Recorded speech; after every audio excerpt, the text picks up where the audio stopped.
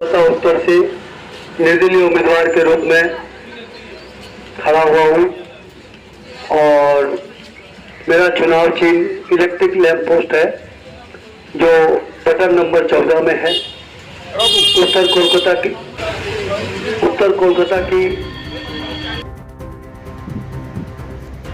उत्तर कोलकाता निर्दलीय पार्टी से इस बार लोकसभा चुनाव के लिए खड़े प्रत्याशी सुरेंद्र कुमार काबरा ने चुनाव के दौरान हो रहे हिंसा पर कड़ी निंदा की है।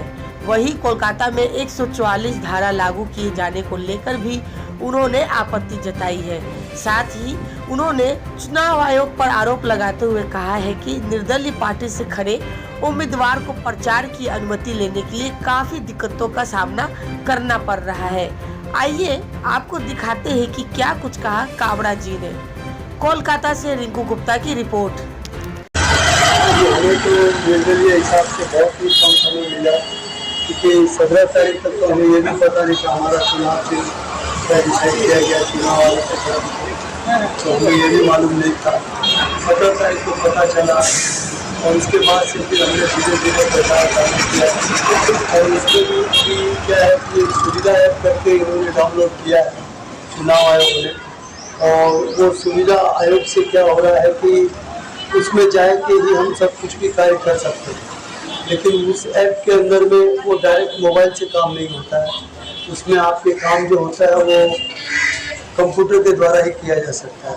उसके लिए हमें साइबर कैफे में जाना पड़ता है और काम करना पड़ता है, तो उसमें हमको बहुत असुविधा होती है। और पहले तो हमारा कई जगह पे उन्होंने 5-6 बार जो हमने फॉर्म फिलअप किया था चुनाव प्रचार में जाने के लिए डोर टू डोर करने के लिए, अभी इन्होंने कैंसिल कर दिया। अभी हमें मिला कल और आज मैं 2 दिन से प्रचार में लगा हूँ और जगह जगह प्रचार कर रहा हूँ।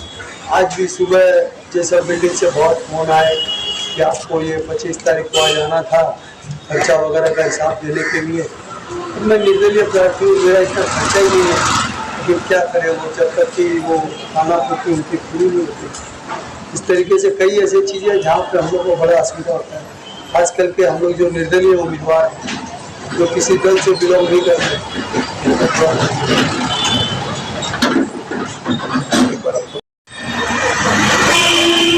प्रकार से लगातार कई जगहों पर फैला हुआ है, तो अगर ये कहें कि आज इतना चुनाव का आवाज बहुत जगहों पर फैला हुआ है, तो क्या लग रहा है यहाँ पर किसकी गलती मानेंगे आप? इसकी मैं यही कह सकता हूँ कि जनता को शांतिपूर्ण मतदान में ही सबका फायदा है और जनता को शांतिपूर्ण मतदान कराने के लिए चुनाव आयोग जो इतना दिन से व्यस्त है, आज जो 7 चरण में चुनाव हुए वो किस लिए किए गए कि जनता शांतिपूर्ण मतदान कर सके। लेकिन यदि अगर शांतिपूर्ण मतदान नहीं होता है, जगह जगह लड़ाई झगड़ा हो रहा है, तो इसके लिए तो चुनाव आयोग ही उत्तरदायी है। इसको सुरक्षा व्यवस्था ज़्यादा से ज़्यादा पुख्ता करनी चाहिए ताकि जनता जनार्दन जो है शांतिपूर्वक मतदान कर सके। तो किसी भी मत दे, देखिए ये जनता का अधिकार है, जिसको चाहे उसे मत दे सकती है, जिसको चाहे वो न दे, ये उनका अपना प्रति चीज़ है। लेकिन सबसे बड़ी बात है कि चुनाव आयोग को इसमें थोड़ा सा महत्वपूर्ण भूमिका निभानी चाहिए। 7 चरणों के चुनाव के बाद भी यदि अगर इस तरीके से दंगा फसाद होते हैं, लड़ाई झगड़ा तो ये उचित नहीं है।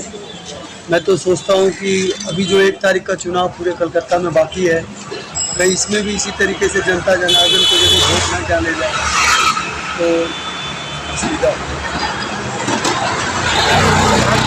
कलकत्ता आने वाले हैं और इसके पहले पश्चिम बंगाल में 144 धारा लगा के लेकर चलती, तो ये क्या उचित है? देखिए ये तो ऐसा कोई तो यहाँ पे नज़र नहीं आ रहा है ऐसा कुछ 144 लगाया जाए। 28 तारीख से लगाए जाने के लिए घोषणा हो रही है। हाँ, मैंने पढ़ा भी है 28 तारीख से कुछ जगह पे 144 लगाया जा रहा है, लेकिन ये उचित नहीं है क्योंकि देखिए कि आप प्रशासनिक व्यवस्था राज्य सरकार की है। यहाँ पर अगर किसी भी तरह की कोई असुविधा है तो यहाँ के लोकल जो सरकार है उसको ये देखना उचित है कि कम से कम झमेला हो। और 144 तो मैं समझता नहीं हूँ कि उचित नहीं है।